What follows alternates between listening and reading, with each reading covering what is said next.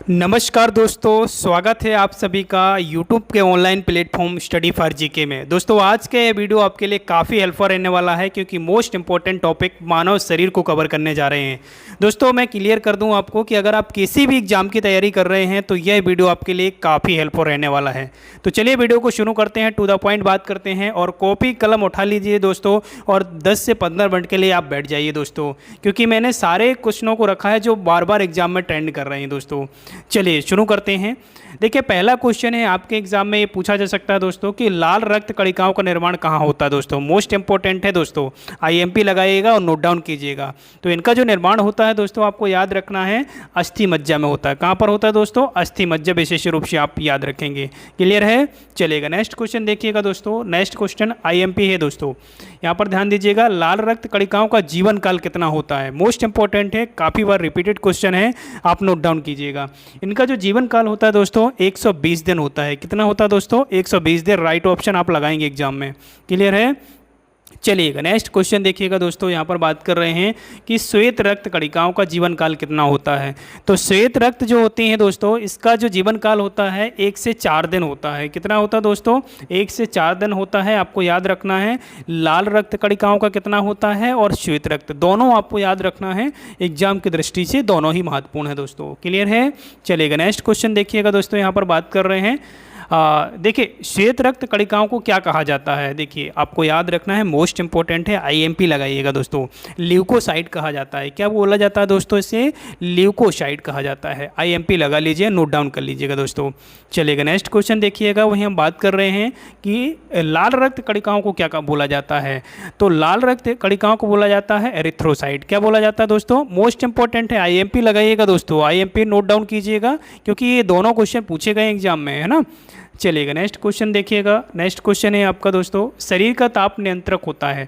देखिए शरीर का जो ताप नियंत्रक होता है ना दोस्तों, आपको हाइपोथैलेमस ग्रंथि के द्वारा ही होता है। शरीर का ताप नियंत्रण किसके द्वारा होता है? हाइपोथैलेमस। आपको याद रखना है, मोस्ट इंपॉर्टेंट है दोस्तों, ये पूछा गया एग्जाम में क्वेश्चन है, नोट डाउन कीजिएगा इसे। शरीर का ताप कौन नियंत्रित करता है? हाइपोथैलेमस नामक ग्रंथि पाई जाती है, वही नियंत्रित करता है दोस्तों। क्लियर है? नेक्स्ट देखिएगा। वहीं हम बात कर रहे हैं मनुष्य की बात कर रहे हैं दोस्तों, ह्यूमन की बात कर रहे हैं। तो सर्वदाता जो रक्त समूह होता है वो कौन सा होता है दोस्तों? तो आपको याद रखना है, देखिए सर्वग्राही और सर्वदाता दोनों ही पूछे जाते हैं एग्जाम में। तो सर्वदाता आपको याद रखना है, वो याद रखेंगे। यूनिवर्सल जो डोनर होता है वो समूह जो होता है सर्वदाता होता है दोस्तों। वहीं हम बात कर रहे हैं सर्वग्राही की जो होता है, वो सर्वग्राही जो होता है वो एबी ग्रुप होता है। एबी ग्रुप जो होता है वो सर्वग्राही होता है। किसी भी समूह के ग्रुप को किसी भी ग्रुप के ब्लड को वो ले सकता है दोस्तों। क्लियर है? और जो डोनेट कर सकता है कि सभी को वो कर सकता है दोस्तों। क्लियर है? चलेगा नेक्स्ट क्वेश्चन देखिएगा। वहीं हम बात करें नेक्स्ट क्वेश्चन की कि रक्तचाप, यहाँ पर बात कर रहे हैं रक्तचाप की, है ना, ब्लड प्रेशर की बात कर रहे हैं। तो ब्लड प्रेशर को मापने की यंत्र को क्या कहा जाता है? देखिए ब्लड प्रेशर जो मापा जाता है दोस्तों, ये स्फेगनोमीटर द्वारा मापा जाता है। तो आप नोट डाउन कीजिएगा, आईएमपी लगाइएगा स्फेगनोमीटर को। क्लियर है? चलिएगा नेक्स्ट क्वेश्चन देखिएगा दोस्तों, ब्लड बैंक। देखिए ब्लड बैंक बहुत बार पूछा गया है दोस्तों कि ब्लड बैंक किसे कहा जाता है। तो ब्लड बैंक की बात कर रहे हैं तो स्प्लीन जिसे आप बोलते होंगे, स्प्लीन इंग्लिश में अगर हिंदी में देखेंगे तो प्लीहा बोला जाता है दोस्तों, और प्लीहा को ही क्या बोला जाता है? ब्लड बैंक कहा जाता है। आईएमपी लगाइएगा, नोट डाउन कर लीजिए आप इसे दोस्तों। क्लियर है? चलेगा नेक्स्ट देखिएगा। वहीं हम बात कर रहे हैं नेक्स्ट क्वेश्चन की दोस्तों कि भोजन का पाचन कहाँ से प्रारंभ होता है दोस्तों। ये आईएमपी क्वेश्चन है दोस्तों, एमपीपीएससी का फेवरेट क्वेश्चन है, ये पूछा गया क्वेश्चन है एमपीपीएससी में, है ना। भोजन का पाचन जो होता है दोस्तों, ये होता है आपका मुख से होता है। कहाँ से होता है? मुख से होता है। आपको विशेष रूप से आपको याद रखना है। अच्छा, कमेंट करके जरूर छापिएगा कि संपूर्ण रूप से पाचन शरीर का जो भोजन का पाचन होता है शरीर के किस अंग में होता है। आप लोग थोड़ा सा कमेंट करके जरूर बताइएगा। चलेगा। पचे हुए भोजन का अवशोषण होता है दोस्तों। देखिए पचे हुए भोजन का जो अवशोषण होता है वो छोटी आंत द्वारा होता है दोस्तों, है ना। विशेष रूप से आपको याद रखना है, आईएमपी लगाइएगा इसे आप। चलेगा नेक्स्ट क्वेश्चन देखिएगा। वहीं हम बात कर रहे हैं पित्त की। तो पित्त जो होता है वो स्त्रावित होता है, ये नहीं निकलता है। कहाँ से निकलता है? कौन सी ग्रंथि से निकलता है? तो आपको याद रखना है यकृत। यकृत से पित्त स्त्रावित होता है दोस्तों। मोस्ट इंपॉर्टेंट है, आईएमपी है, आपको याद रखना है दोस्तों। चलिएगा नेक्स्ट देखिएगा। वहीं हम बात कर रहे हैं विटामिन ए की। देखिए विटामिन ए कहाँ संचित होता है दोस्तों? तो विटामिन ए जो संचित होता है दोस्तों, ये यकृत में होता है। वीडियो थोड़ा सा फास्ट है दोस्तों, है ना। मैं जल्दी से जल्दी कम समय में ज़्यादा से ज़्यादा क्वेश्चनों को कवर करवाने की यहाँ पर कोशिश कर रहा हूँ दोस्तों। तो ध्यान रखिएगा, यहाँ पर विटामिन ए की बात कर रहे हैं तो यकृत में संचित होता है ना। अब विटामिन ए किस में पाया जाता है आपको भी पता है ना। विटामिन ए के पूर्ण रूप से जो स्रोत होते हैं दोस्तों, ये विटामिन ए किसके लिए मददगार होता है? रतौंधी, इसकी कमी से रतौंधी रोग होता है, आपको भी पता है ना। तो विशेष रूप से आपको याद रखना है। वहीं हम बात करें नेक्स्ट क्वेश्चन की दोस्तों कि शरीर की सबसे बड़ी ग्रंथि कौन है?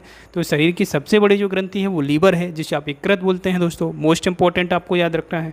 सबसे छोटी ग्रंथि की बात कर रहे हैं दोस्तों, जो IMP है दोस्तों यहाँ पर, है ना, विशेष रूप से आपको याद रखना है। तो सबसे छोटी ग्रंथि कौन सी है दोस्तों? मास्टर ग्रंथि जिसे बोलते हैं। तो क्या है ये? पिट्यूटरी ग्रंथि है दोस्तों, है ना, विशेष रूप से आपको याद रखना है।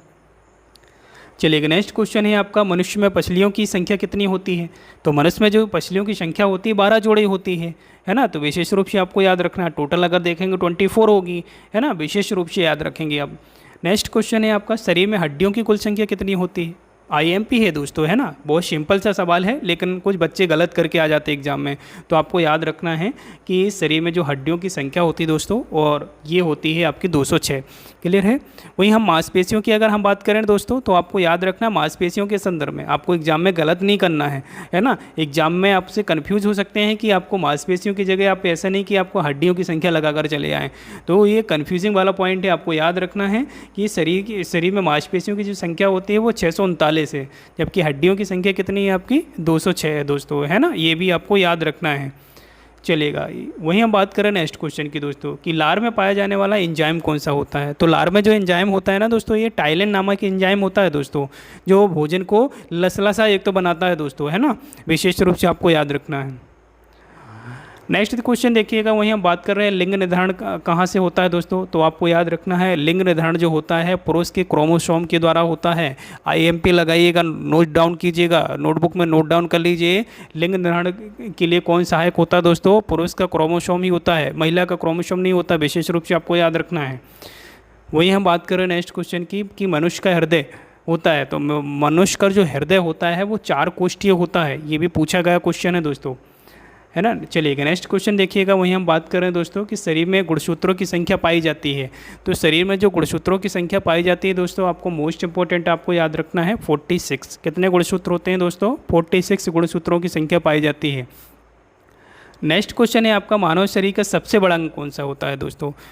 देखिए, मानव शरीर के सबसे बड़े अंग की बात कर रहे हैं तो बहुत सारे बच्चे यहाँ पर कंफ्यूज हो जाते हैं और यकृत वगैरह या और कोई अंग लगाकर चले जाते हैं, जबकि मानव शरीर का जो सबसे बड़ा अंग होता है वो त्वचा होता है दोस्तों, है ना।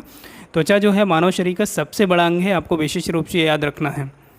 चलिएगा नेक्स्ट क्वेश्चन देखिएगा दोस्तों, वहीं हम बात कर रहे हैं कि शरीर की सबसे बड़ी कोशिका कौन सी होती है? तो सबसे बड़ी कोशिका के रूप में आपको याद रखना है तंत्र की, है ना। तंत्र का तंत्र जो है दोस्तों, ये सबसे बड़ी कोशिका होती है, विशेष रूप से आपको याद रखना है। क्लियर है।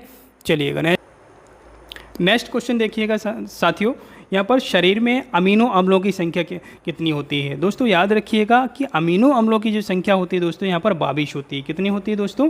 22 आप लगाएंगे दोस्तों, राइट ऑप्शन लगाइएगा दोस्तों, है ना। याद रखिएगा कितनी होती है? 22।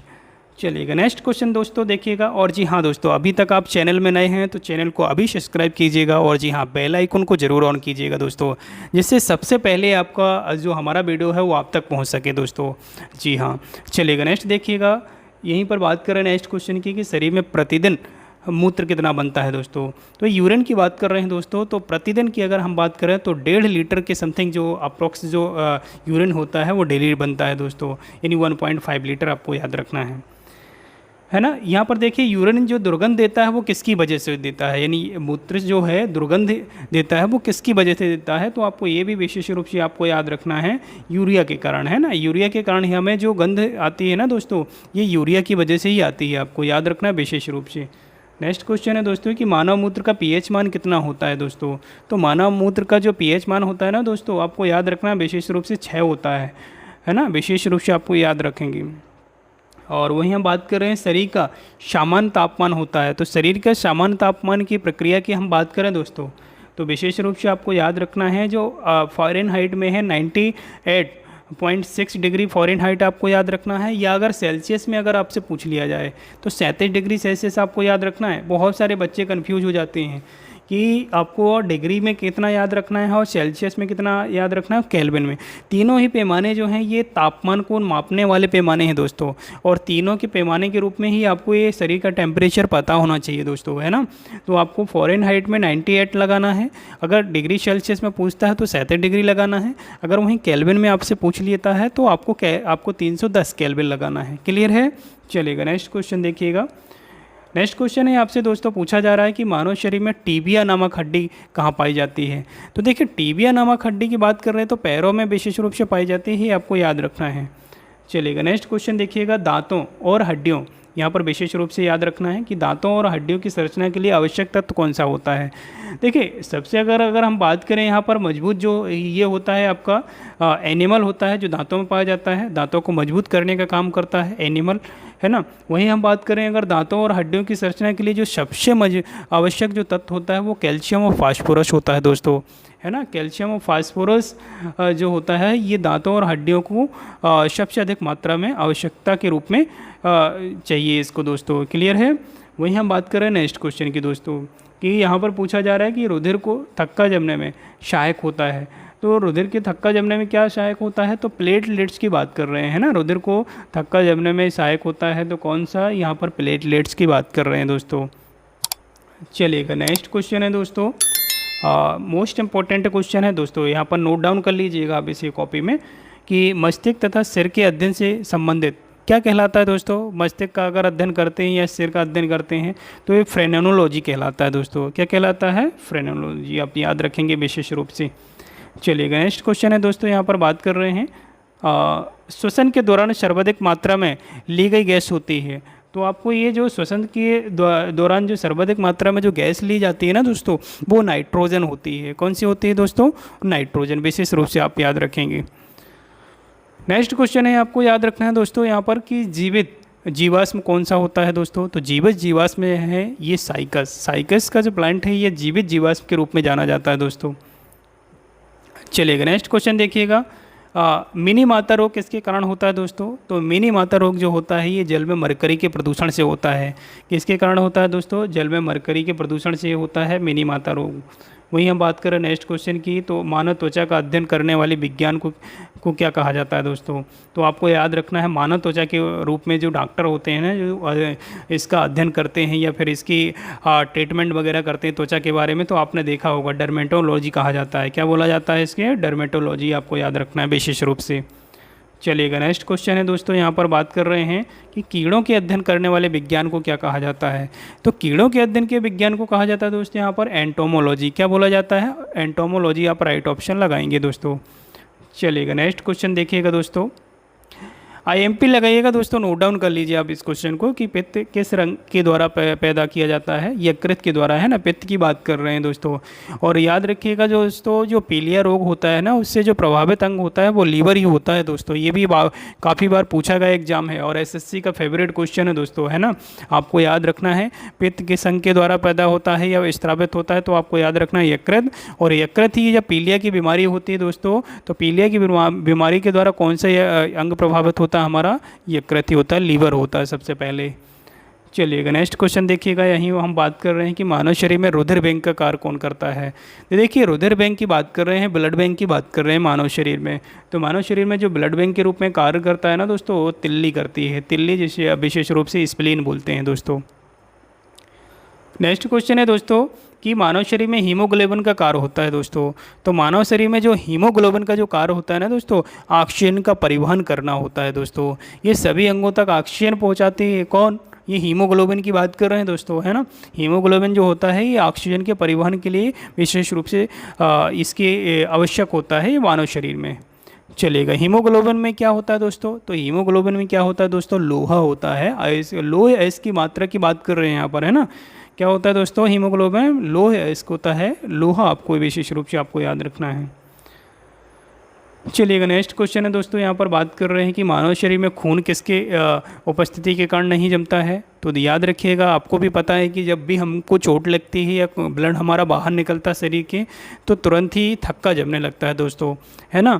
तो क्या कारण है कि मानव शरीर के अंदर ये ब्लड का थक्का नहीं जमता है दोस्तों? तो ये हेपेरिन की वजह से नहीं जमता है। किसकी वजह से? हेपेरिन। हेपेरिन नामक एक पदार्थ पाया जाता है बॉडी में, और जिसकी वजह से अंदर जो है खून का थक्का नहीं जमता है दोस्तों।